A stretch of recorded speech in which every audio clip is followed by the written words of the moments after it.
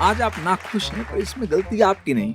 वो गलती किससे, क्यों और कैसे हुई, वो कहानी मैं आपको अगले 2 मिनट में सुनाता हूँ।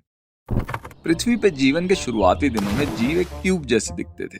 खाना एक तरफ से अंदर जाता था और दूसरी तरफ से बाहर आता था। खाना मिलना तुक्के वाली बात थी, पर जब खाना मिलता ट्यूब कुछ और दिन खाना ढूंढने के लिए जिंदा रह जाती थी। और जो ट्यूब ज्यादा दिन जी जाती थी, फिर वो खुद 1 से 2 हो जाती थी।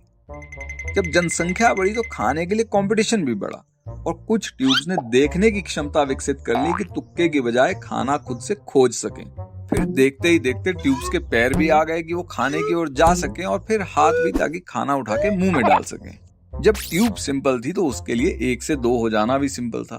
अब 2 ट्यूब्स मिलके 1 ट्यूब बनाने लगी। अब खाना इकट्ठा करना, पार्टनर ढूंढना, बच्चे पालना, इस सब पेचीदगी को मैनेज करने के लिए ट्यूब को दिमाग भी विकसित करना पड़ा। लेकिन इसका एक साइड इफेक्ट भी था। अब छोटी ट्यूब बड़ी से पूछने लगी कि हम खाते हैं जीने के लिए और हम जीते हैं खाने के लिए।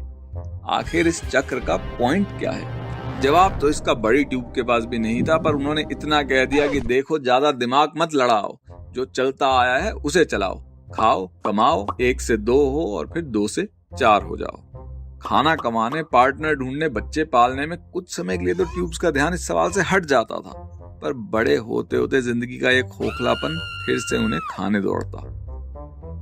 तो ट्यूब्स ने कहा कि अगर हम पैसे से और रिश्तों से इस खोखलेपन को नहीं भर सकते तो हम खा खा के इसको भर देंगे।